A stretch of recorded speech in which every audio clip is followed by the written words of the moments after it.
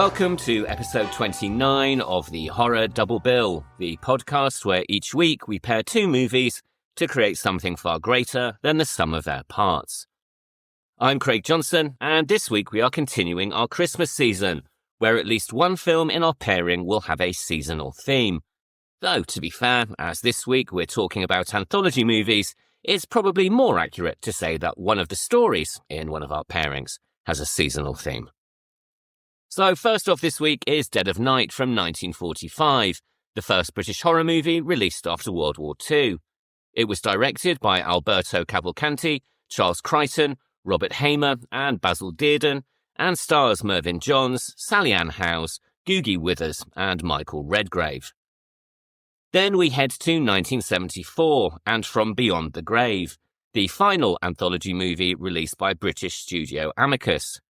Directed by Kevin Connor, it stars Peter Cushing, Donald Pleasence, Angela Pleasence, David Warner, Ian Bannen, Ian Ogilvy and Diana Dors. Along the way, we'll be discussing the history of Ealing Studios, the career of writer R. Chetwynd Hayes, the Amicus anthology horror series, film director Kevin Connor, and much, much more. Before we do any of that though, as always, I'd like to mention the main sources that I've used in preparing this week's episode, all of which will of course be listed or linked in the show notes. So when discussing both movies, I have referred to the books English Gothic, Classic Horror Cinema, 1897 to 2015 by Jonathan Rigby, and Hammer and Beyond, the British horror film by Peter Hutchings. When discussing the film Dead of Night, I have heavily referenced the book Dead of Night, written by Jess Connolly and David Owen, and published by Devil's Advocates. And I've also referred to articles on bfi.org.uk, thelancet.com, and a documentary called Remembering Dead of Night, which can be found on the Criterion Collection Blu-ray and 4K Special Edition releases. And when discussing From Beyond the Grave, I have heavily referenced a book called British Cult Cinema, the Amicus Anthology by Bruce G. Hallenbach, and a special edition of the magazine Phantasmagoria, which is dedicated to R. Chetwynd Hayes. And finally, I have referred to the Wikipedia and IMDb pages for both movies. All of which brings us on to our first movie of the week, which is, as I mentioned earlier, Dead of Night from 1945 and Ealing Studios, which the British Film Institute has called the most important film in British horror until the beginning of Hammer. Although Ealing Studios only really made one horror movie, which is this one, I am going to spend a few moments discussing the history of the studio, firstly because their output had a huge impact on British cinema, and secondly because I grew up watching a lot of their movies and it gives me an excuse to talk about some of them. Ealing Studios began life in 1902 as Will Barker Studios, when a site in Ealing, West London, was bought by a British film producer, director and entrepreneur named, surprisingly enough, Will Barker. This event marked the birth of British cinema and also makes the studio the oldest continuously working facility for film production in the world. In 1910, it became the location for one of the first film versions of Hamlet, and by 1912, it had become the largest film studio in Britain and quite possibly Europe. In 1929, these studios were purchased by a theatre producer called Basil Dean, who renamed them Ealing Studios in 1931, but then 2 years later changed his mind and renamed them Associated Talking Pictures, or ATP. During this period, the studio produced about 30 movies, many of which were star vehicles for people like Gracie Fields and George Formby, and which had a very broad music hall style tone. But it would appear that whilst Dean was a very accomplished stage producer and director, his talents didn't necessarily extend to cinema. One biographer described his films as inert and with next to no rhythm or comedic flair, while Dean himself developed a reputation for, quote, his complete lack of a sense of humour, end quote. By the late 1930s, his colleagues at the studio had started to feel that Dean was spending far more time in the theatre than on film production, and in 1938, he was encouraged to resign. He was replaced by a producer called Michael Balkan, who had given Alfred Hitchcock his first directing opportunity in 1925 with a film called The Pleasure Garden. He'd also gone on to produce Hitchcock's The Lodger, a story of the London fog, which we spoke about in episode 27.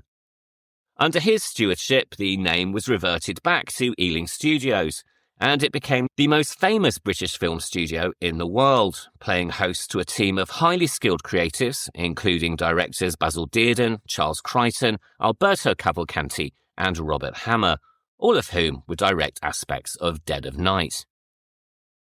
Under Balkan's leadership, the studio would produce its most famous movies, many of them comedies made after World War II.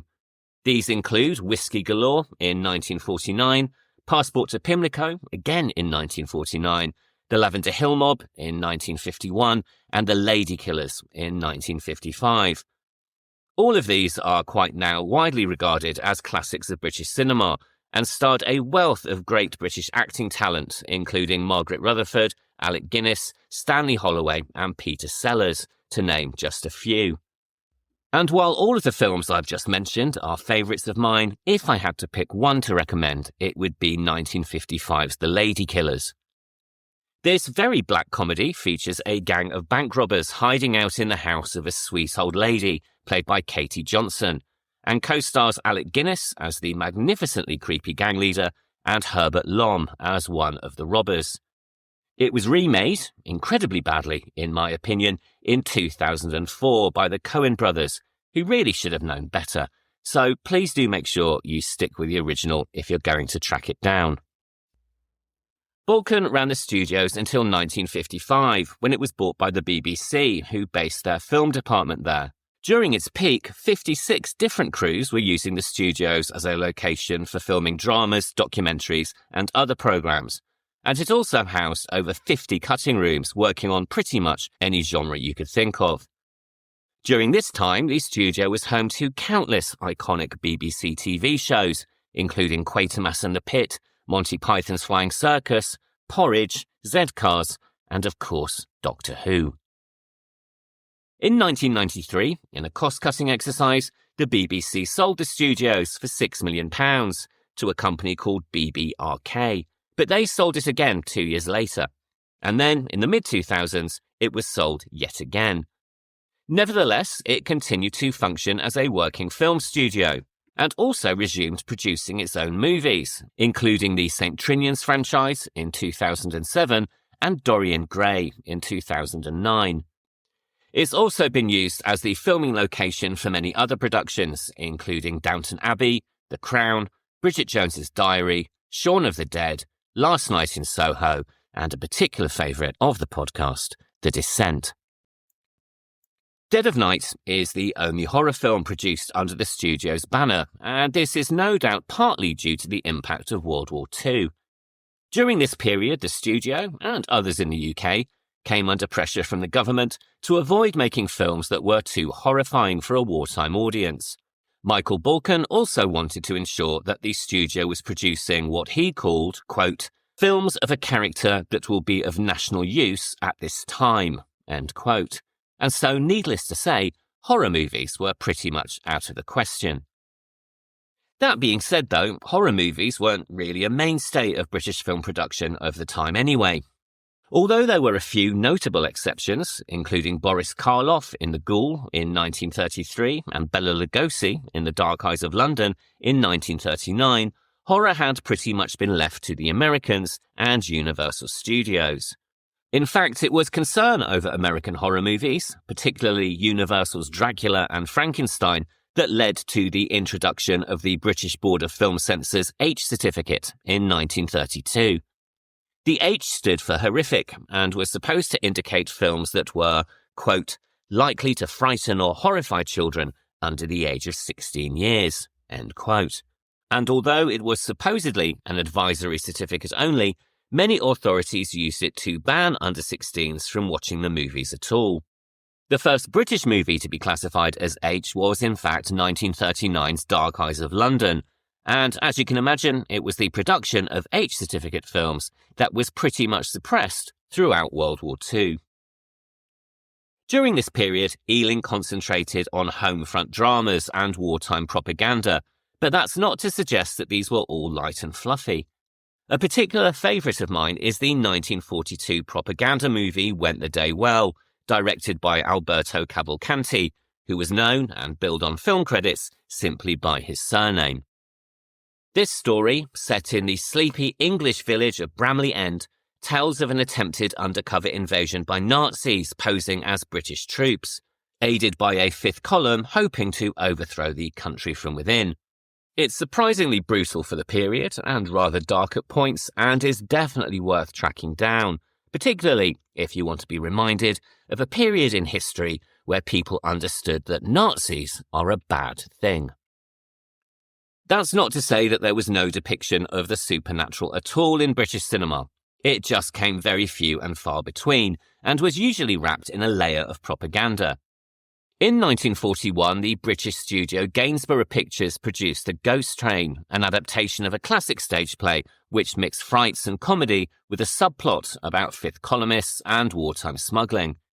If you can get past the wince-making performance of Arthur Askey, and trust me, it's quite a difficult performance to get past, then there's quite a lot in that one to enjoy as well. And then in 1943, towards the end of the war, Ealing began filming a supernatural fantasy called The Halfway House, which was then released a year later in 1944. In this, a group of characters experience a time slip while visiting an inn in rural Wales, and take the opportunity to turn their lives around and face the future with renewed courage. It features Mervyn Johns and Sally Ann Howes, both of whom would go on to appear in Dead of Night, and was also directed by Basil Dearden, who would also direct aspects of the later film. In this sense, The Halfway House can be seen as a forerunner to Dead of Night in many ways, though it is much lighter in tone and doesn't set out to terrify the viewer, which Dead of Night most definitely did. And we can certainly assume that the experience of making The Halfway House and the satisfaction with the final product encouraged the studio to move even further into the supernatural, as they went into pre-production on Dead of Night before the war was actually over, albeit they chose to describe it as a psychological thriller rather than a horror film. As the movie was released less than a month after VJ Day on August the 15th, we can assume that the project had been initiated at least as early as 1944, or possibly even earlier. Although it's set in contemporary Britain, there are no explicit references to the war in either its individual stories or wraparound narrative, something that more than a few people have commented on. Being blunt, this is hardly surprising, given the lives lost and the trauma of war, as well as the austerity and displacement that lingered afterwards. Audiences would have been looking for escapism rather than social realism, and one can hardly blame the Ealing team for going for the former. The mood of the time is probably best summed up by the writer George Orwell, who said in 1944, quote, "I overhear very little discussion of the wider issues of war. Everyone wants, above all things, a rest." End quote. That being said, though, it is worth noticing the picture that appears beneath the movie's opening credits, which is a painting by Henry Moore called Figure in a Shelter. This is one of a series of paintings and sketches that were commissioned by the War Artists Advisory Committee to capture images of England under siege, and is one of many that Moore made which captured images of Britain sleeping and sheltering from the bombing raids. And so while the war might not be explicitly mentioned in the film, it is still there. It opens with an image of someone sheltering from a living nightmare, as opposed to the metaphorical one that we experience in the film. And now we're getting into spoilers, so if you haven't seen Dead of Night yet, as always, it's either time to press pause and come back when you have, or at the very least to approach the rest of the episode with caution. The intention of the film and the inspiration for it was described by Michael Balkan in his 1969 biography, A Lifetime of Films. Quote, "We decided that it would be a good idea to make a series of ghost stories, joined by a suitable central story thread that would display the all-round talents of the creative teams we had built up, and it was from this decision that Dead of Night was born." End quote. This then is an anthology movie, known more properly as a portmanteau film, a series of stories linked by an overarching plot device.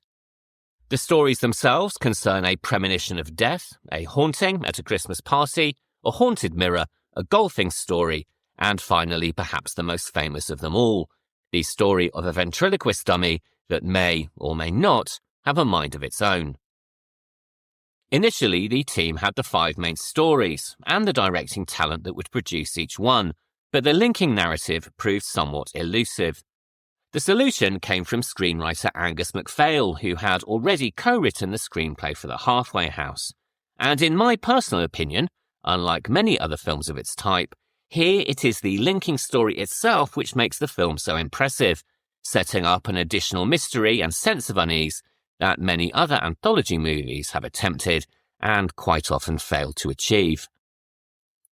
The film opens with our nominal protagonist, Walter Craig, played by Mervyn Johns, who, as I mentioned earlier, appeared in the movie The Halfway House in 1944 and also appeared in the wartime propaganda movie Went the Day Well in 1942.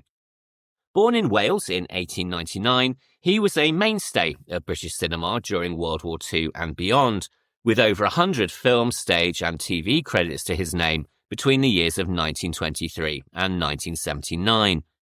He was known for portraying, quote, mostly mild-mannered, lugubrious, amusing, and sometimes moving little men, end quote, and is frequently hailed as one of Ealing Studios' most prolific actors. And as late as September 2022, which was 30 years after his death, he was named the 40th most popular Welsh actor of all time.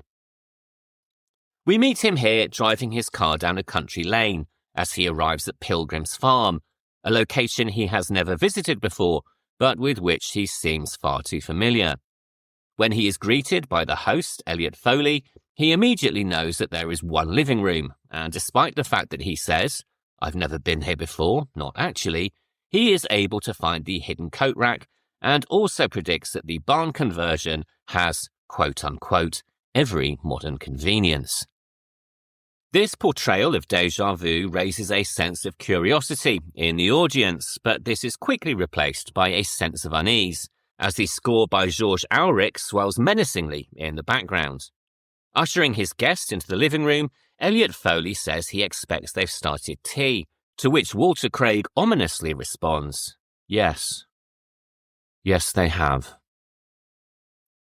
As the film progresses, we learn the reason that Craig knows so much about this location is that he might not have been here in person, but he's been here in his dreams, or more accurately, he's been here in a nightmare, but unfortunately, it's one that he can barely remember. And whilst this narrative explains why the occupants of Pilgrim's Farm decide to share their own stories of the bizarre and supernatural, it also allows segment director Basil Dearden to build an incredible sense of menace, creating more than just a framing narrative, but an additional story in and of itself. So between each of the individual segments, we return to the drawing room, where an increasingly confused and terrified Craig starts to piece together moments from his nightmare, something that he eloquently compares to being outside in a storm at night. This creates more than a little creeping dread as Craig begins to predict events that are yet to happen, the arrival of a penniless brunette and the death of a man that he doesn't know, as well as his growing certainty that he is being driven to commit something unutterably evil. This scenario also allows for some quite nice moments of meta-commentary.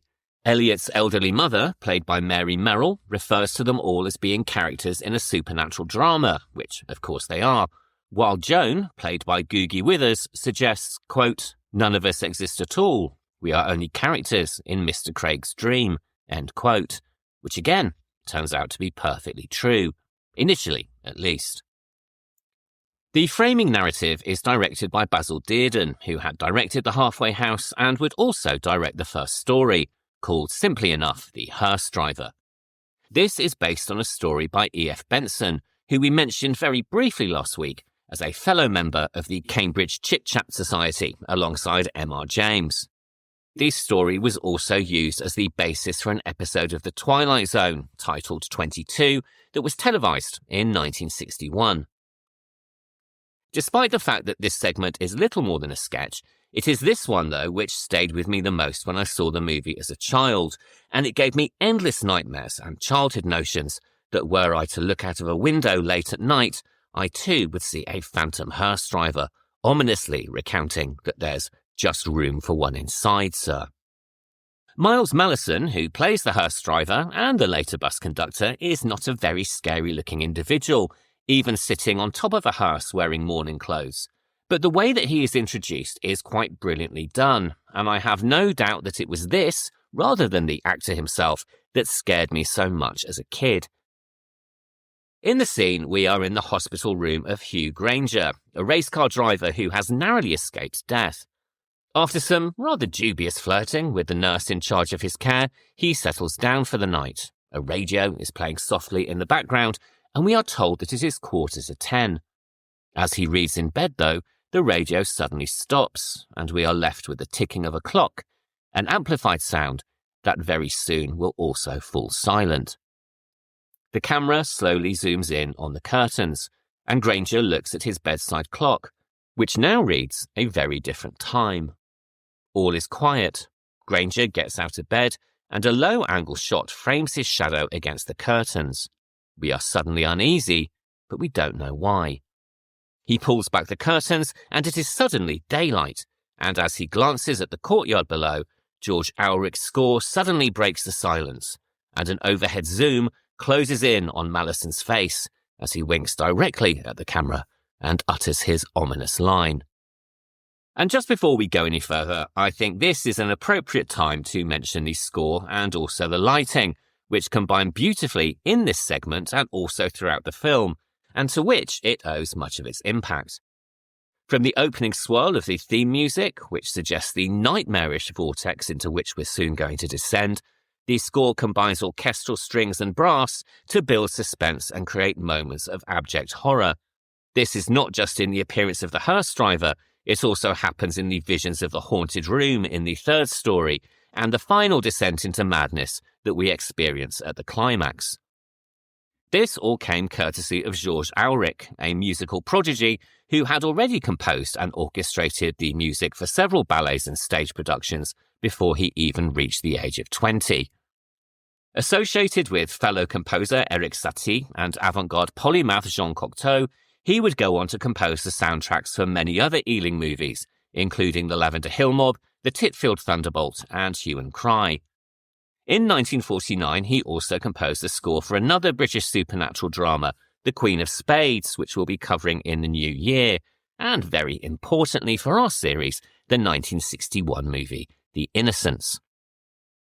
As well as the score, the terrifying nature of the hearse driver is also greatly amplified by the lighting design that precedes his appearance, with Granger's bed illuminated on one side of the frame and his shadow projected onto the curtains on the other.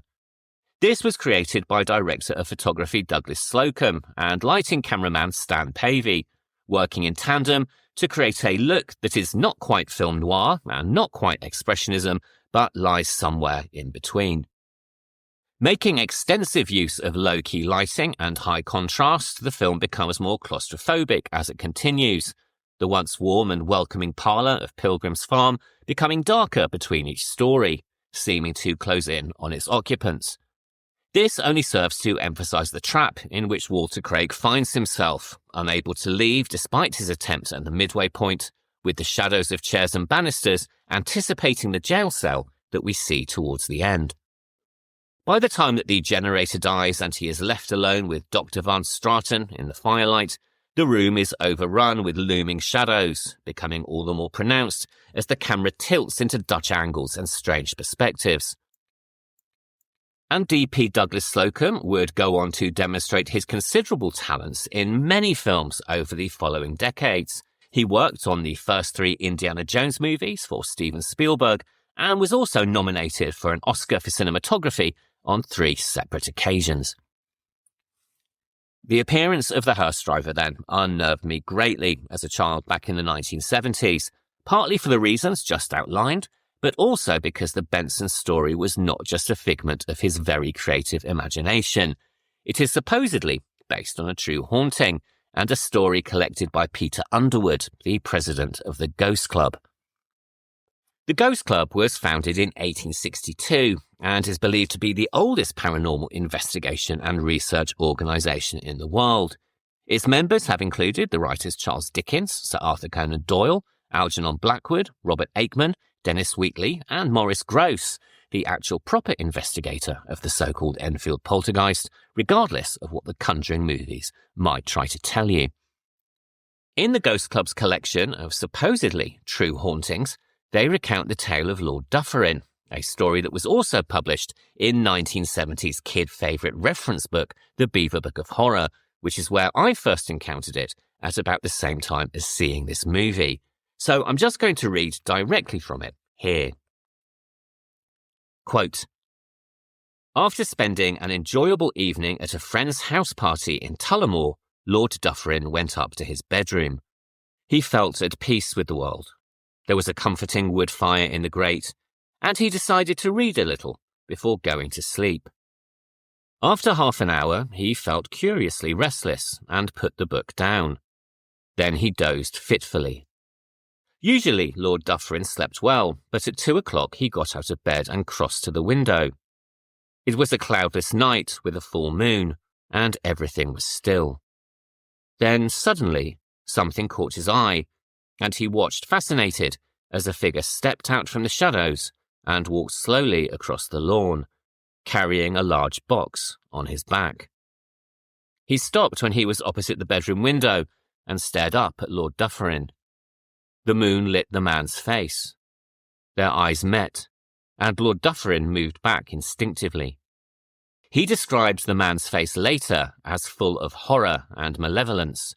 As the man turned away and disappeared, Lord Dufferin realised that the box he was carrying was a coffin. The house was quiet as death, and he returned to bed. When he came down to breakfast the next morning, Lord Dufferin told everyone about his adventure. They had a good laugh, and his friend assured him that the house had no history of ghosts. Sure enough, on further visits, Lord Dufferin slept in the same bedroom, and nothing happened. And was that all? No. Years later, when he had been appointed ambassador to France, Lord Dufferin waited at the lift of a Paris hotel, where he was going to address a conference on the 5th floor. The lift came down, the doors opened, people came out and others went in, including Lord Dufferin, who was busy in conversation. Suddenly he looked up and noticed the lift man. He stepped back, appalled. It was the face he had seen in Ireland, the face of the man who carried the coffin on his back.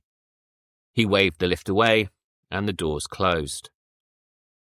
A few moments later, as it reached the 5th floor, there was a sharp noise, followed by a dreadful crash which shook the hotel.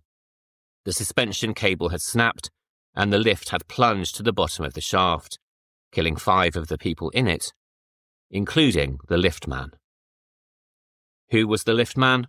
Lord Dufferin wanted to know, but curiously enough, no one could tell him. He had replaced the regular lift man only that morning. The hotel had no idea who he was and never discovered where he came from. Yet, by some strange trick of time, he had saved Lord Dufferin's life. End quote. Unlike Lord Dufferin, in this story, Granger has a psychotherapist on hand to rationalise his premonition, and his Freudian approach to the situation is a theme that runs throughout the movie.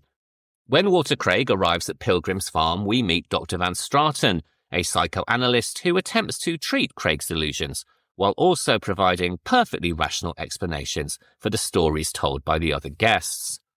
These include that they are the result of subconscious word association, or even what he calls quote-unquote crypto-amnesia, something that he then incorrectly defines as what we would now know as folie à deux. Whether this is deliberate on the part of the writers or a simple mistake is unclear, but to be specific, crypto-amnesia is when a forgotten memory, idea or thought is believed to be a new and original one. So whilst it can hardly be used to explain Jones' story of the haunted mirror, it may perfectly well explain some of the films of Quentin Tarantino. As well as Dr. Van Straten and Granger's therapist, who explains the vision of the hearse driver as a psychological crisis, We also have Peter in the Haunted Mirror segment worrying about his sanity, and Maxwell Freer in the ventriloquist story demonstrating either possession or dissociative identity disorder, depending on your point of view. With its frequent reference to analysis, ventriloquist dummies, repetition of events, and the blurring of fantasy and reality, Dead of Night has frequently been described as a tribute to Freud's 1919 theory of the uncanny, a work that also inspired the more recent film Possum, which we discussed back in episode 3. As I mentioned earlier, in this film the war isn't explicitly mentioned, but more than one commentator has suggested that Dead of Night is possibly, in and of itself, an exploration of the trauma of conflict and its residual damage. Even the British medical journal The Lancet has said as much, going to describe the movie as a psychoanalytic film. It's probably worth mentioning, though, that just a few months after this, Hitchcock would release his movie Spellbound, which again features psychoanalysis and dream interpretation as its central themes. Freud and his theories were very much in vogue at the time, and so it's probably not surprising that Dead of Night included them in its many narratives. After all, sometimes a cigar is just a cigar. The inclusion of the various therapists also sets up an interesting debate between science and the supernatural, a discourse that has been explored several times by other movies in this series.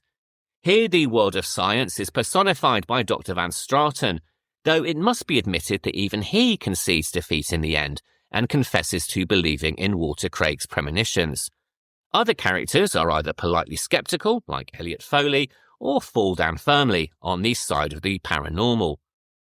Penniless brunette Joyce, who arrives bang on schedule and unable to pay for her taxi, criticises the other house guests as ridiculously weak-minded for letting Dr. Van Straten walk all over them, and Sally O'Hara describes him as a doubting Thomas, and goes on to say that she has had a few subconscious thingamajigs herself. This leads us into our second story, set at Christmas, and the reason for this film's inclusion in our seasonal run of movies, and its inclusion on various lists for alternative Christmas films. Sally is played by Sally Ann Howes, who would go on to portray Truly Scrumptious in the children's classic Chitty Chitty Bang Bang, and as I mentioned earlier, she also appeared in The Halfway House. Her segment is a quietly melancholy ghost story set at a Christmas party in a country estate, where she avoids the attention of the rather annoying Jimmy Watson, only to run into a very lonely child ghost.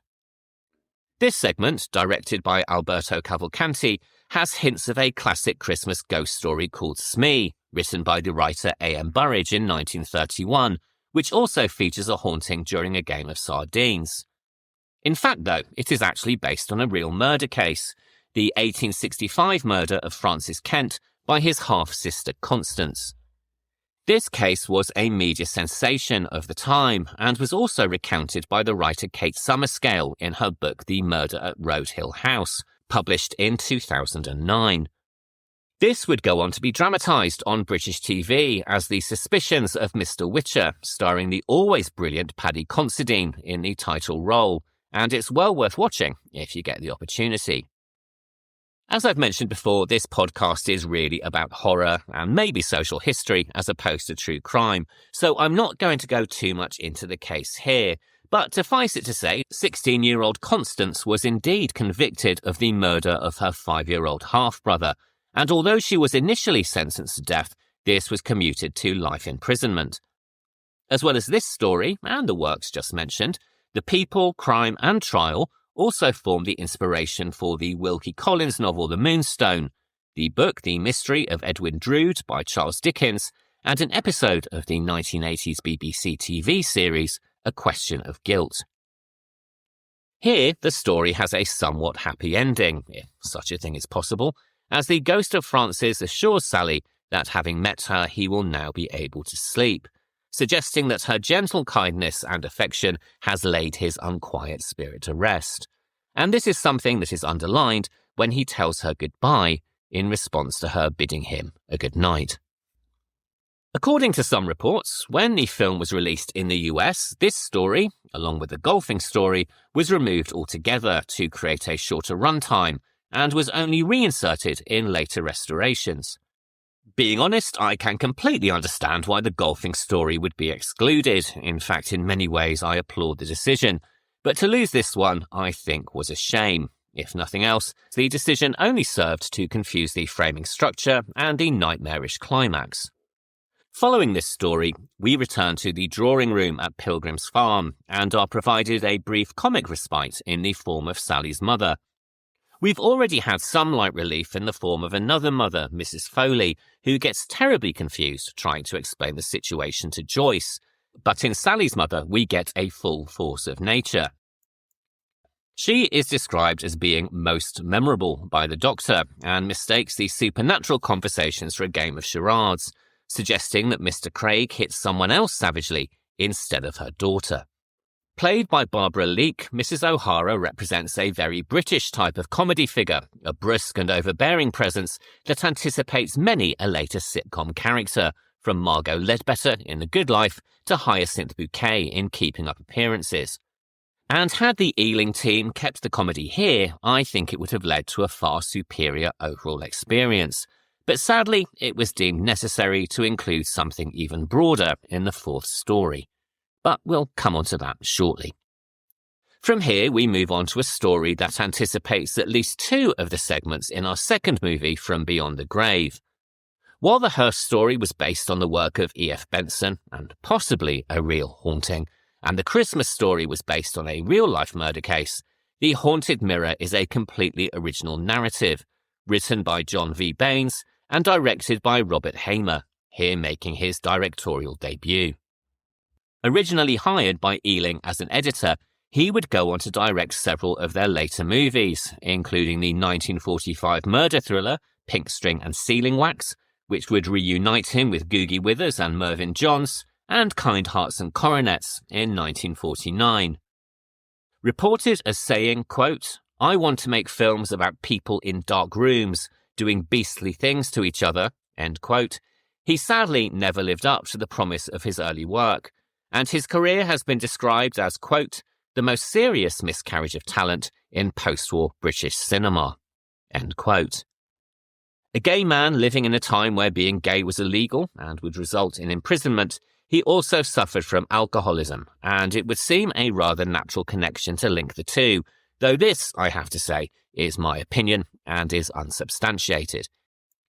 It is, however, interesting to view this segment through this lens, particularly given the gender politics that are on pretty clear display throughout. Up until this point, the character of Joan, played by the marvellously named Googie Withers, has come across as a rather sympathetic character, but as we enter her story, we start to see a shift in her personality. Here she is bossy and domineering, and appears far more interested in her upcoming wedding than she is in her fiancé Peter's mental health. Admittedly, mental well-being was not particularly high on the agenda in the 1940s, particularly for men, but her lack of interest, until things begin to affect her directly, is rather startling. Not only that, but she admits to enjoying having men on a string, something that Peter describes as pleasing her, quote, "disgusting feminine vanity," end quote.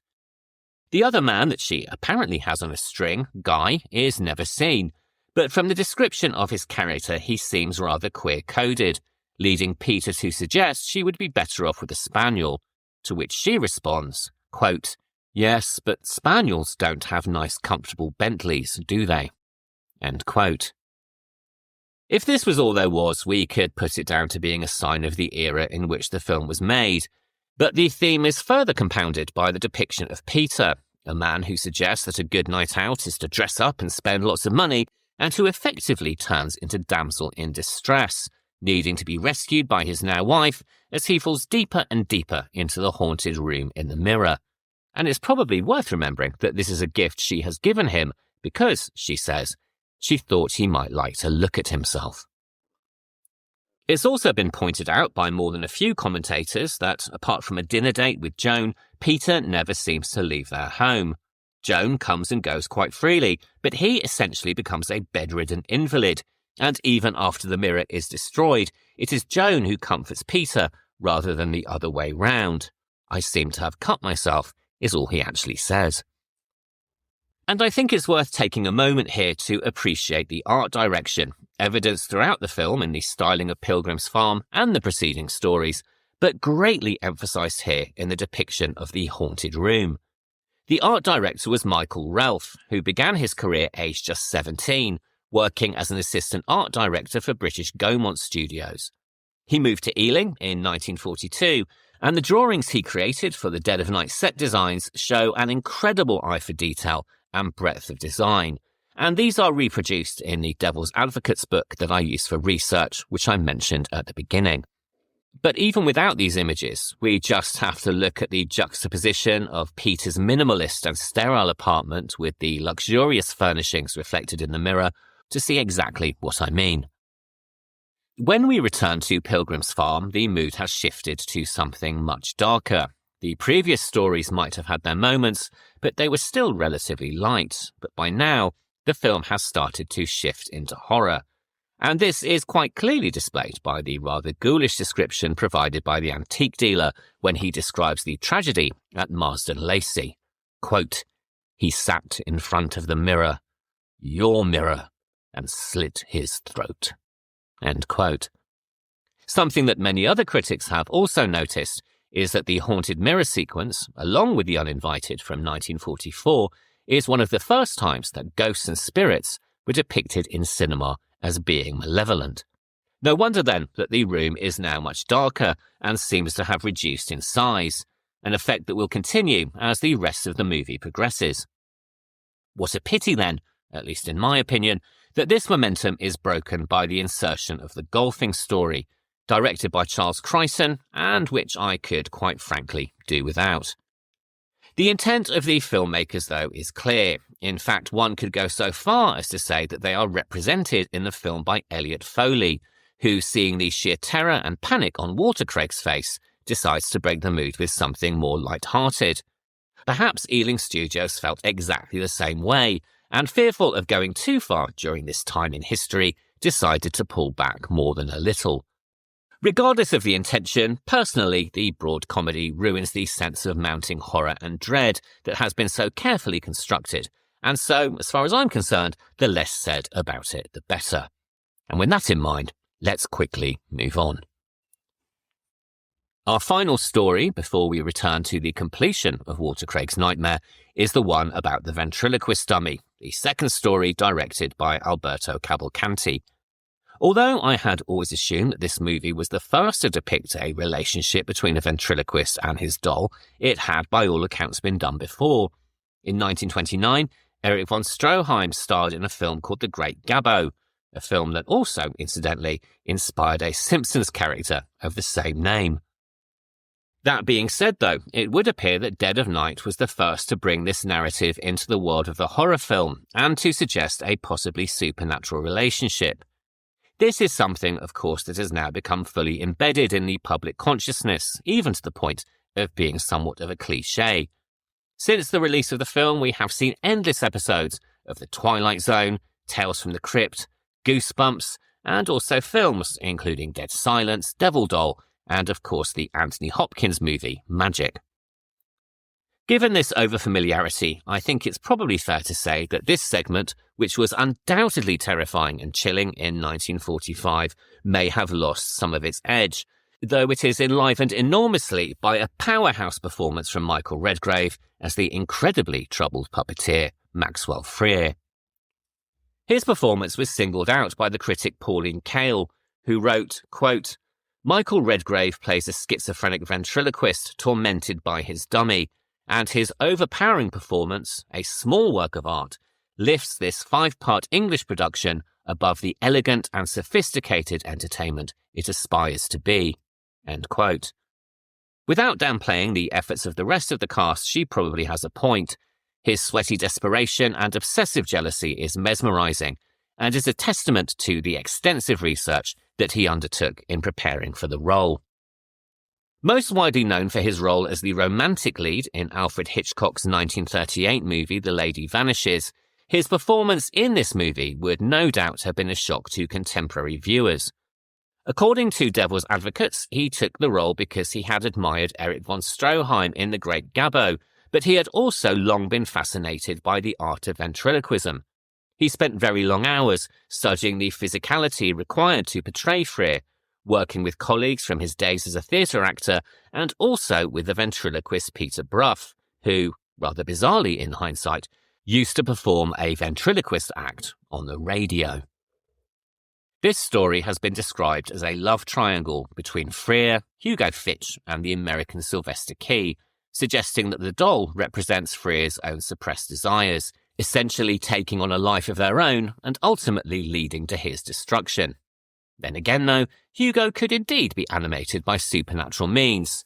There is, after all, no real explanation for how he ends up in some of the places that he does. Regardless, he is magnificently creepy, far more so than Corky from the 1978 movie Magic, particularly his sneering and high-pitched vocal tones, provided not by Michael Redgrave, but by an uncredited actor named John Maguire. Another relationship that's also worth mentioning here is the suggested dalliance between Sylvester Key and the nightclub owner Beulah, played by Elizabeth Welch. It might not be stated outright that they've had a relationship, but it is certainly hinted at, and in his biography of Welch, the writer Stephen Bourne picks up on this, saying, quote, "Though easily missed, this is nonetheless the closest any English language film had come to suggesting a racially mixed relationship between a woman of African descent and a white man." End quote. Following this story, we return to Pilgrim's Farm and the climax of the movie. I've made the decision not to discuss this in any great detail, but needless to say, the monstrous act of evil that Walter Craig has been predicting does indeed come to pass, and then the narrative twists into a cacophony of Dutch angles, monstrous close-ups, and the truly horrifying return of Hugo Fitch. This climax incorporates elements of the preceding stories with some new nightmare scenarios of its own, and is one that lingers long after the credits are over, not least Mervyn Johns' ominous line, "Oh doctor, why did you have to break your glasses?" On its release in 1945, the film was critically acclaimed, with reviewers praising its sophistication, innovative structure, and very unsettling atmosphere. In terms of box office, it proved a solid commercial success, and finished the year as a runner-up in the British box office charts. Over time, it has become quite rightly recognised as a classic of British horror cinema, and an inspiration to many of the anthology movies that would follow, most notably those from the studios of Amicus, including our second film this week, From Beyond the Grave. But before we move on to that very movie, I do think it's also worth mentioning a very unusual legacy for Dead of Night. This is its influence on cosmological theory and the development of a so-called steady-state model of an unchanging universe, which was posited in 1948 by an astronomer called Fred Hoyle. After Hoyle and two of his colleagues watched Dead of Night, they asked themselves the question, what if the universe is really like that? And whilst the notion was initially rejected, the three astrophysicists found it difficult to dismiss, with one of them later writing, quote, "Dinner was a little late that night, and before long, we all said that this was a very possible solution." And at least as far as I can ascertain, Dead of Night is a horror movie that stands alone in its claims to have influenced theories of astrophysics and the meaning of the universe. Unless, of course, you count killer clowns from outer space. All of which does indeed bring us on to our second movie of the week, which is From Beyond the Grave, released in 1974 from British studio Amicus Productions. It was directed by Kevin Connor and stars David Warner, Ian Bannen, Diana Dors, Donald Pleasence, Angela Pleasence, and Ian Ogilvy. From Beyond the Grave is based on stories by English horror writer R. Chetwynd Hayes, a name with which many listeners may not be entirely familiar, unless you grew up in Great Britain in the 1970s. Those of us of that generation may be a little more cognizant with the name, if not his actual writing, as in addition to his own stories, he was also the editor of several horror and ghost story collections, including 11 volumes of the Fontana Book of Great Ghost Stories, 6 volumes of the Armada Monster Book, and regional collections, Cornish Tales of Terror, Scottish Tales of Terror, and, rounding off the trilogy, Welsh Tales of Terror, all of which were published in the early 1970s. Despite all this, though, he is certainly not as well remembered as many of his contemporaries, which is a real shame, as although his work might feel a little old-fashioned to a modern reader, he certainly knew how to tell a story. So I hope that this episode may go a little way towards redressing the balance. One of the reasons that I really enjoy creating this podcast alongside talking about films which I particularly like is that I learn a lot about the subjects that I'm discussing, and in the process often have my preconceived ideas completely overturned. I have to say that growing up, the rather stately name R. Chetwynd Hayes conjured up an image of a somewhat portly man sitting in a grand country home and writing stories by the fire as he drank a glass of port. And to my chagrin, this is a presupposition that has stayed with me until I began preparing this episode. And, as it turns out, it really couldn't have been further from the truth. He was named Ronald Henry Glenn Chetwynd Hayes and was born in the London suburb of Isleworth, Middlesex. He was the son of a woman called Rosemary Cooper, who lived with a man called Henry Chetwynd Hayes, who, despite not being the boy's biological father, raised him as his own. Henry was a cinema manager, and through him, Ronald developed a love of cinema, something that would stay with him for the rest of his life, and that would also inform some of his later career choices, when he appeared as an extra in several British films, including A Yank at Oxford in 1938 and Goodbye Mr. Chips in 1939. Before this, however, young Ronald's life was touched by tragedy when his mother died of tuberculosis at the very young age of 32, and Ronald and his brother Len were split up and sent to foster care. Len would be fostered, and Ron would move in with his grandmother, and then, after her death, an aunt. The two brothers would remain separated for years, although I'm happy to say they did find each other again in later life, and became very firm friends. In 1939, shortly after appearing as an extra in Goodbye Mr. Chips, he joined the British Army at the outbreak of World War II, during which time he took part in the Normandy landings on D-Day.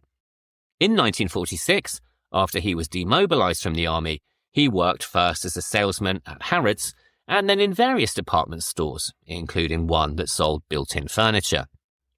In the evenings, he wrote short stories and made his first sale in 1953 to a magazine called The Lady, with a short story titled The Orator. In 1959, he published his first novel, a science fiction story called The Man from the Bomb, and from which he earned just £25, which would be worth about £860 today.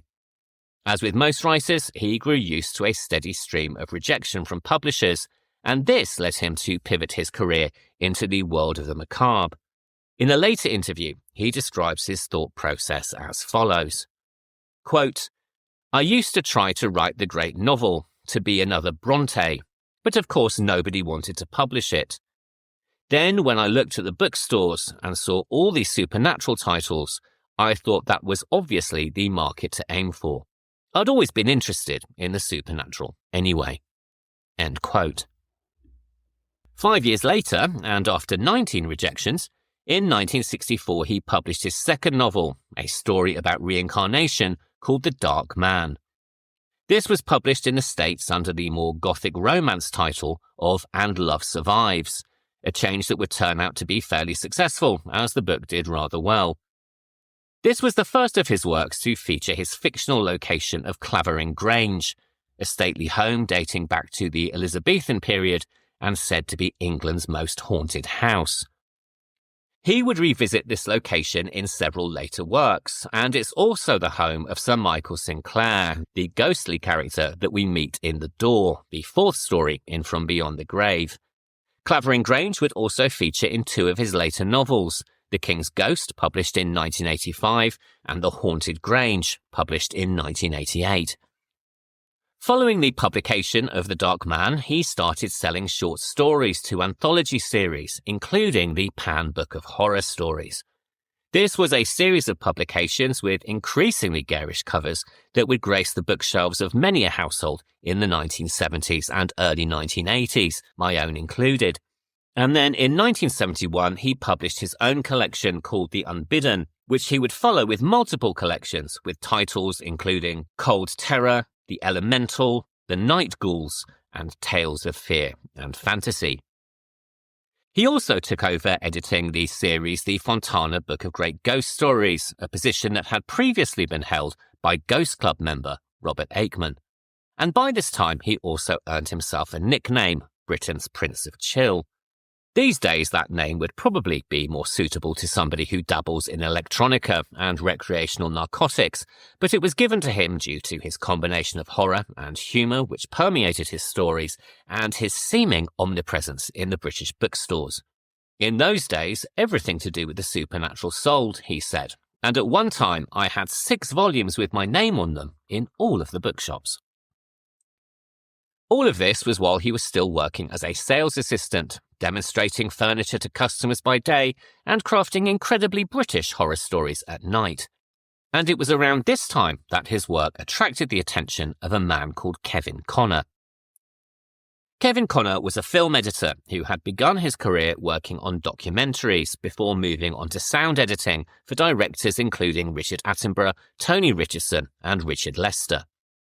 But after editing for several years, he felt he wanted more of a challenge and thought that a move into production might be the way forward, saying in a later interview, quote, "I was always reading for potential film material and came across some excellent short stories in The Unbidden by Ronald Chetwynd Hayes. I thought that they would make a good TV series, all modern day and not too expensive. Through the publisher, I found Ronald and negotiated an option for 12 of the stories.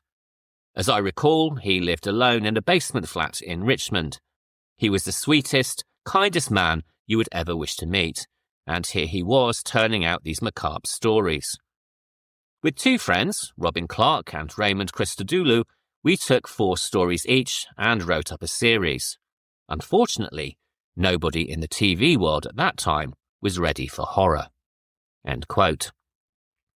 But fortunately for Connor, in 1972, the adaptations landed on the desk of Milton Subotsky, one of the men who had co-founded Amicus Productions. This was a company that had already released a number of horror anthology movies, and they were on the lookout for new material. Founded in the early 1960s and quite literally run out of a shed at Shepperton Film Studios, Amicus was essentially a cheap and cheerful rival to Hammer Studios, and indeed used many of the same actors. But while Hammer traded mostly in the Gothic, Amicus had a far more modern outlook, setting their stories in contemporary Britain and bringing horror straight into suburbia. As the BFI website puts it, their movies, quote, "capture the 1970s in all of their colourful, grimy, garish detail. Many of the studio's strongest films feel like an absurd snapshot of Britain in the period." End quote. Their early movies were an attempt to cash in on 1960s pop culture, including the 1962 musical comedy It's Trad Dad, which was the feature debut of director Richard Lester, and he's probably best known these days for his work on Superman 2, when he was brought in to replace original director Richard Donner. Amicus followed this with other lightweight teen-based movies, before starting the series of anthologies which would make their name, and a legacy that lasts even today. And there can be little doubt that this series was inspired by our first movie, Dead of Night, a film that Milton Subotsky regarded as the greatest horror film ever made. Subotsky and his business partner Max Rosenberg had already dabbled in the horror genre with the 1960 movie City of the Dead, released in the US as Horror Hotel. Although this was made under the name of Vulcan Films, it is widely regarded as an Amicus movie in all but name, and stars Christopher Lee, Valentine Dial, and Patricia Jessel. With this movie under their belt, it's little surprise that they eventually turned to the horror market, and in 1965, they released their first anthology film, Dr. Terror's House of Horrors. This is a series of 5 stories, each concerning a different passenger from a group sharing a train compartment. Despite some rather mixed reviews, the film was a great success, particularly for a low-budget studio run out of a shed, and it provided a formula to which Amicus would return multiple times over the following decade. There had, of course, been other anthology movies between Dead of Night and Dr. Terror's House of Horrors. For example, there is an excellent film called 3 Cases of Murder from 1955 that's currently available to watch on YouTube. This features a fantastically dark opening story, as well as an appearance from Orson Welles, and I would highly recommend it. There was also Tales of Terror from Roger Corman in 1962, Twice Told Tales in 1963, and in the same year Black Sabbath from Italy and Mario Bava, which features Boris Karloff, and a truly terrifying story about a nurse who tries to steal the ring of a dead woman.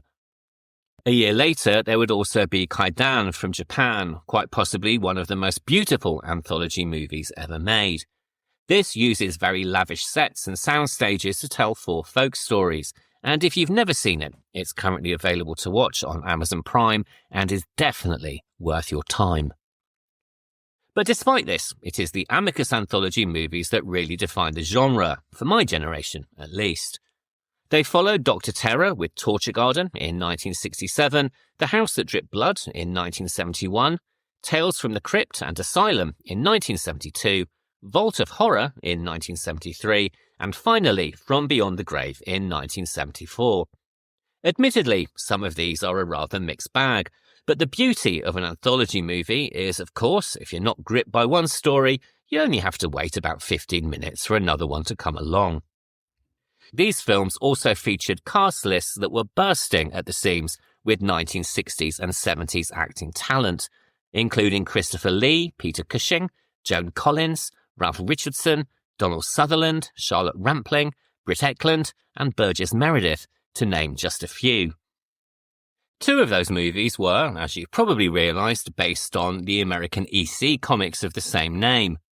Tales from the Crypt, which features Joan Collins and a psychopathic Santa, now there's a Christmas movie for you, had been a huge success, but the follow-up, Vault of Horror, had underperformed significantly at the US box office.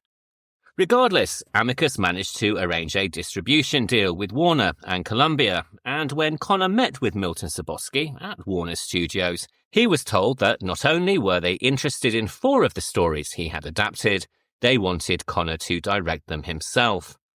Although Connor had never directed before, Subotsky simply told him that editors make good directors, and surrounding him with their top technical talent, sent him off to make the movie. As we can see, filmmaking was clearly a very different world in the 1970s. What a shame it's not like that anymore. The film went into pre-production with the title Tales from Beyond the Grave, clearly designed to link it with the previous movie Tales from the Crypt. In 1972, the title was changed to The Undead, and eventually it went into production at Shepperton Studios in 1973. But although Chetwynd Hayes had initially been excited about the prospect of a film being made from his works, he was rather confused about the production itself, saying in a later interview, quote, "When I was informed that Milton Subotsky was considering making a film based on 4 of my stories, I was over the moon. I thought, gosh, a film, my fortune is made."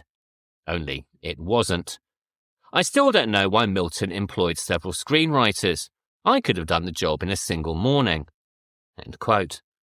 And although there is nothing wrong at all with the screen versions of the stories, Chetwynd Hayes may have had a point, as his tales tend to be written in a very visual and filmic style, something that was noted by writer Raymond Christodoulou, who said of the project, quote, "Adapting the stories was not as difficult as I had imagined, because Chetwynd Hayes wrote in a very cinematic way.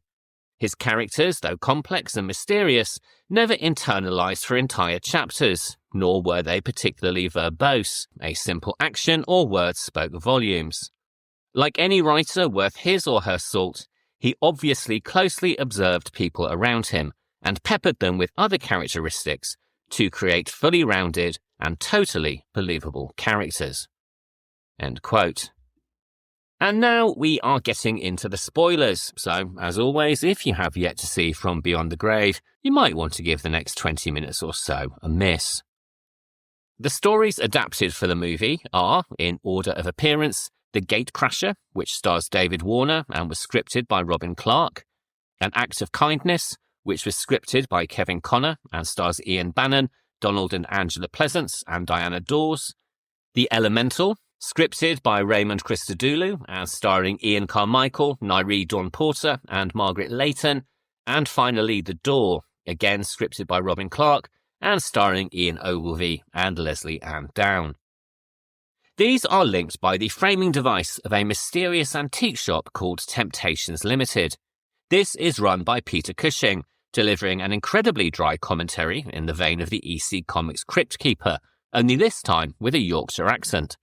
"I hope you enjoy snuffing it," he says to Ian Carmichael, and admonishes a disappearing Ian Bannen with the line, "Naughty, shouldn't have done that." Each of the characters buys, or in one case steals, an antique from Cushing's store, and then discovers that this act comes with a very heavy price to pay. This is with the exception of Ian Ogilvy, who, as it turns out, is the only honest customer and who manages to survive. Much like the EC Comics of the 1950s, this is horror with a moral compass, and the characters pay the ultimate price for their dishonesty. The film was described by writer Raymond Christodoulou as being all about karma, with Peter Cushing's character as the ultimate judge and jury. But to be fair though, perhaps the price they pay is rather disproportionate. David Warner lies about the value of an antique mirror and gets it for a fraction of the price. Ian Bannen steals some army medals to impress a street peddler, and Ian Carmichael swaps some price tags around to get himself a bargain.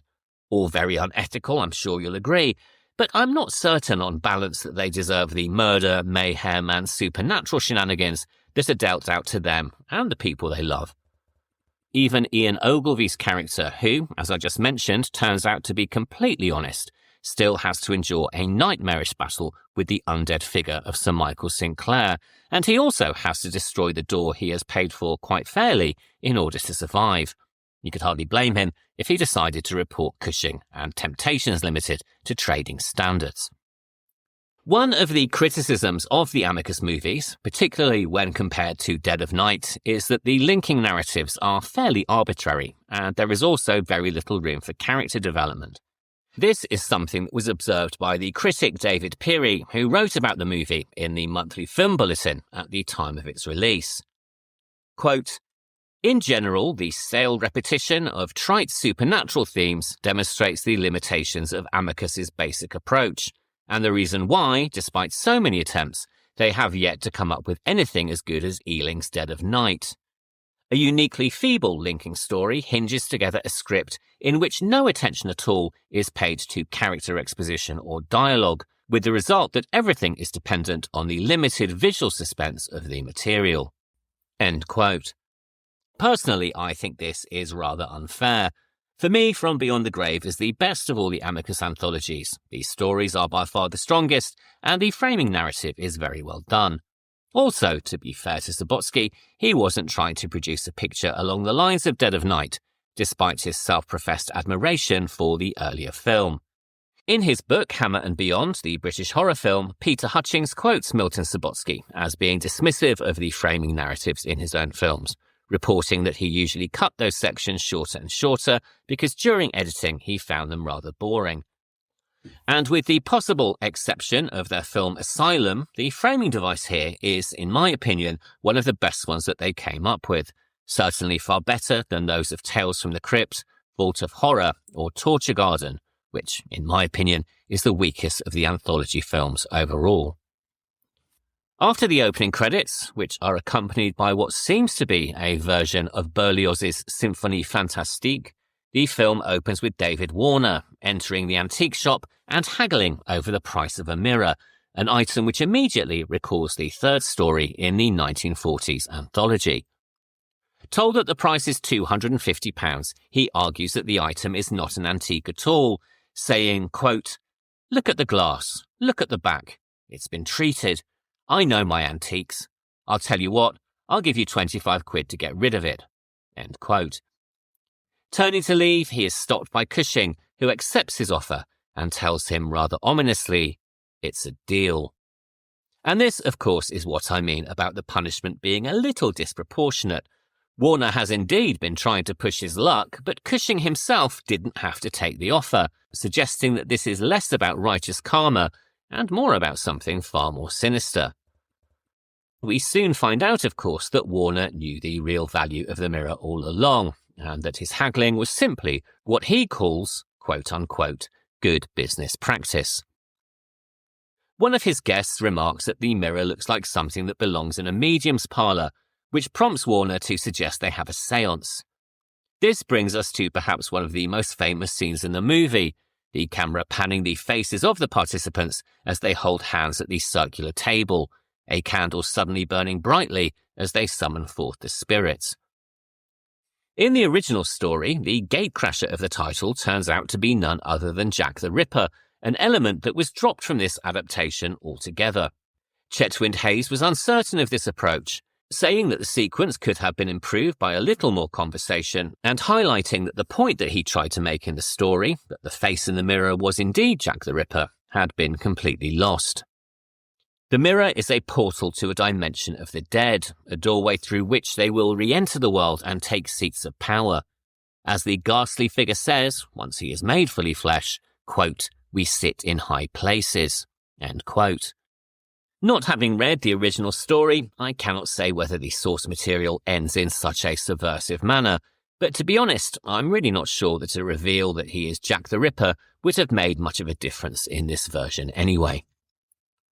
What this sequence certainly has is an impressive use of colour, with vibrant reds, fluorescent greens and swirling 1970s lighting pushing it closer to the work of Mario Bava. Cinematography for this film came courtesy of Alan Hume, who had worked on Dr. Terror's House of Horrors, as well as the Hammer movie Kiss of the Vampire in 1963. He had also worked on several of the British Carry On movies, and would go on to work on Return of the Jedi, as well as the Bond movies Octopussy and A View to a Kill.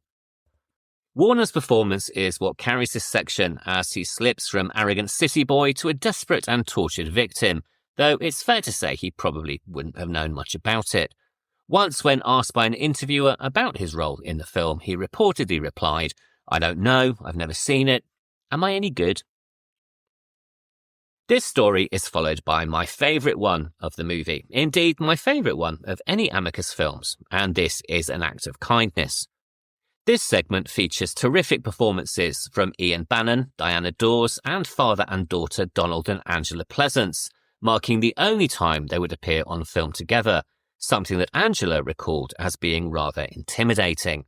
Quote, "I was nervous to start with. It was the first time I'd ever worked with him, and I was very young and not a very experienced actor, so I was a bit shy, but it turned out to be all right. And he, of course, was impeccably professional." End quote. And it has to be said that this piece of casting is inspired, adding an extra layer of creepiness to what is in fact already a fairly creepy story, something that was certainly noticed by Kevin Connor, who said in a later interview, quote, "Very creepy. And their eyes. Putting them side by side in a two-shot, what a spine-chilling effect that created. And both were wonderful actors, and so understanding and helpful to me shooting my first movie." End quote. Of all of the stories in any of the Amicus movies, this one is probably the most deeply cynical.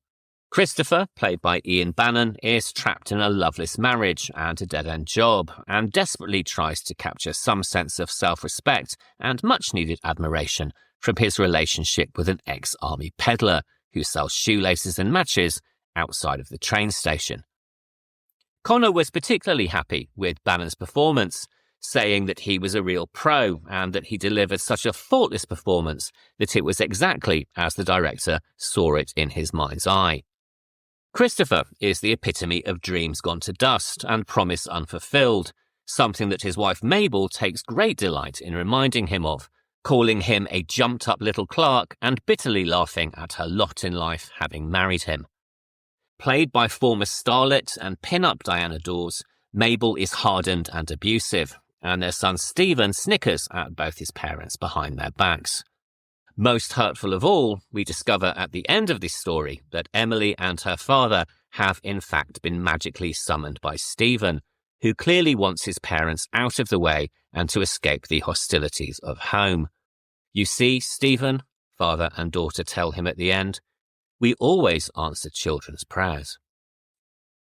The performances in this segment are the strongest in the movie, The initial silent exchange between Pleasence and Bannen regarding money in the tin cup is a masterclass in micro-expression and awkwardness, and the quiet reflection expressed by Dors when she comments that someone took her photograph shows that her character is far deeper than the simple harridan that she first appears. And Angela Pleasence as Emily steals the show as a terribly disquieting figure who hides a dark and feral nature beneath a veneer of childlike innocence. Her strongest moments include singing a disturbing lullaby in a very flat and atonal manner and delivering a prediction of Christopher's marriage and future that is absolutely devastating. You hate her. She despises you. As the years race by, your life will become more miserable, for she will not improve with age. From this rather nasty slice of suburban life, and most certainly a rather nasty slice of wedding cake, we move on to some comic relief, though handled, in my opinion, much more successfully than the golfing story we barely spoke of earlier, and still with a decidedly nasty edge. Here, Ian Carmichael, possibly best known at this stage as the upper-class detective Lord Peter Wimsey, plays a suburban commuter who ends up with a demonic spirit called an elemental rooted to his shoulder. The humour in this sequence comes not from the situation, nor from Carmichael or his wife, played by Nairi Dawn Porter, but instead from the medium Madame Orloff, played by the actress Margaret Leighton in her last ever role. Sitting opposite him in a train carriage, she warns him of the spirit that has taken hold on his shoulder and is so incredibly eccentric, there is very little wonder that he first ignores her. It is only when the dog runs away from home and his wife accuses him of attacking her in their marital bed that he begins to suspect that Madame Orloff might have been right. She arrives at his house to perform an exorcism, and this is about as far removed from Father Merrin in The Exorcist as it is possible to get. "Get out of it, you basket," she shouts, while the room explodes around them. Co-star Nairi Dawn Porter remembers Leighton's performance incredibly well, recalling that despite the fact she was one of the greatest actors of her generation, she was always worried about remembering her lines. Despite this, Porter said, quote, "Her skill was beautiful. She suited that part brilliantly, and she was wonderful." End quote. The final story gives us a happy ending and stars Ian Ogilvy, who by this point had become something of a fixture in British horror. As we discussed back in episode 2, he starred in all 3 of Michael Reeves' horror movies, The She-Beast, The Sorceress and Witchfinder General, and he'd also appeared in the Amicus full-length feature And Now the Screaming Starts, which was released in 1973. Kevin Connor had extremely positive memories of Ogilvy, calling the actor the most unpretentious man that he had ever met, either before or since, saying, "He's so talented, quiet, and always ready to shoot, word perfect. He and Leslie Ann Down made life very easy for me on my first movie." Leslie Ann Down was only 19 at the time of filming, but she had already appeared in Hammer movie Countess Dracula, playing Ingrid Pitt's daughter, and also in a rather sleazy British attempt at a giallo titled Assault, opposite Susie Kendall and Frank Finlay. Here Ogilvy plays the one decent character that visits Temptations Limited, in an instalment which also recalls the mirror story from Dead of Night. He and his wife Rosemary take possession of a door, which, despite being fitted to a stationery cupboard in his office, acts as a portal to Clavering Grange, and through which Sir Michael reaches into this world to claim eternal life. This story also served as the inspiration for writer and director Mark Gatiss for his 3-part series Crooked House, a TV show that was aired on BBC Two in the run-up to Christmas 2008. But given that he is a self-proclaimed fan of classic British horror, I think this inspiration is hardly surprising. After Sir Michael is rather messily disposed of, we return to Temptations Limited and a rather nasty surprise for a would-be burglar. Here it is revealed that Cushing's antique dealer is more than human, a trick that Amicus had already utilised at the climax of Dr. Terror and also Torture Garden. It's fairly predictable, but fortunately we are distracted from this by a breaking of the fourth wall, as Cushing delivers a brief monologue to camera. "My customers, come in, come in. I'm sure I have the very thing to tempt you. Lots of bargains, all tastes catered for. Oh, and a big novelty surprise goes with every purchase. Do come in any time. I'm always open. And as the door swings shut behind him, we are greeted with the signage painted on the glass. Offers you cannot resist. From Beyond the Grave was released in the UK on February the 23rd, 1974, and did reasonable box office and received generally positive reviews. However, it was very much eclipsed by The Exorcist, which was released just a few weeks later, and which introduced a very different kind of horror. Even worse, in the US, it would sit on the shelf for 2 years, finally creeping into cinemas in 1976. The moment for classic British horror had very much been and gone.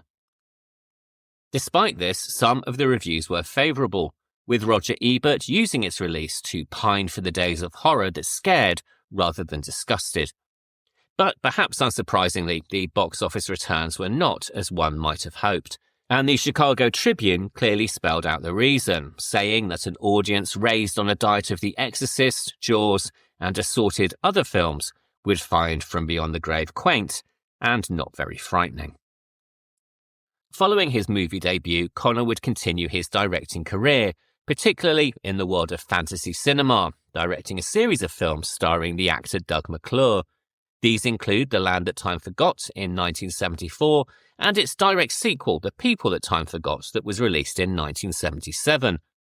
Between these films, in 1976, they made At the Earth's Core, which reunited the director with Peter Cushing, and also co-starred Hammer actress and one-time Bond girl Caroline Munro. They followed this in 1978 with Warlords of Atlantis, and the two worked together once more in 1982 with the supernatural horror The House Where Evil Dwells. Being completely honest, none of these films have aged very well, mainly due to the incredibly low budgets and the very, very dated special effects. That being said, they do have a certain charm to them, though that might just be nostalgia for my own childhood. Perhaps more impressively, though, in between Warlords of Atlantis and The House Where Evil Dwells, he directed the far more interesting Motel Hell, a comedy horror starring Rory Calhoun as an entrepreneur whose meat products contain a few unusual ingredients. And indeed, it was Connor's work on From Beyond the Grave that led to his being hired for the movie, which is often seen as a satire of backwards horror films. And while you may not be familiar with the film itself, I would imagine you've possibly seen its most famous image, Rory Calhoun wearing a pig's head and wielding a chainsaw. Although From Beyond the Grave is perhaps the most accomplished adaptation of Chetwynd Hayes' work, it is not the only one. In 1973, his short story Housebound was adapted by Rod Serling for the anthology TV series Night Gallery. This was retitled Something in the Woodwork, and starred Geraldine Page as a woman who discovers that her attic is haunted by a bank robber and who uses the discovery to plan her husband's murder. In the same year, while From Beyond the Grave was still in production, he also had a story titled The Ninth Removal, adapted by the BBC for their radio series The Price of Fear, an anthology show starring master of horror Vincent Price. And then in 1981, his collection of short stories titled The Monster Club was adapted into an anthology movie of the same name. This had the linking framework of veteran actor John Carradine playing the author himself, taken to the titular nightclub by vampire Vincent Price and treated to 3 stories about various monsters. I've got to be honest, in my opinion, this film is of a very low quality, and of the segments in the nightclub itself, the less said about those, the better. In 1989, both the Horror Writers of America and the British Fantasy Society presented our Chetwynd Hayes with a Lifetime Achievement Award, and he was also the special guest at the 1997 World Fantasy Convention in London. By this time, though, he had begun to suffer with failing health, and in mid-2000 moved into a care home in Teddington, Middlesex. A year later, on March the 20th, 2001, he passed away from bronchial pneumonia. He was 81 years old. He once said, quote, "I am writing for the future. I hope in 100 years' time some editor will find one of my old books and decide it will fill up a gap, and so I shall live again.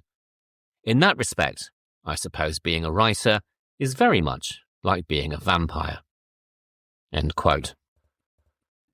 And I'd like to think that, with this episode, I might have introduced his work to one or two new readers, and that this has gone some way towards fulfilling that ambition.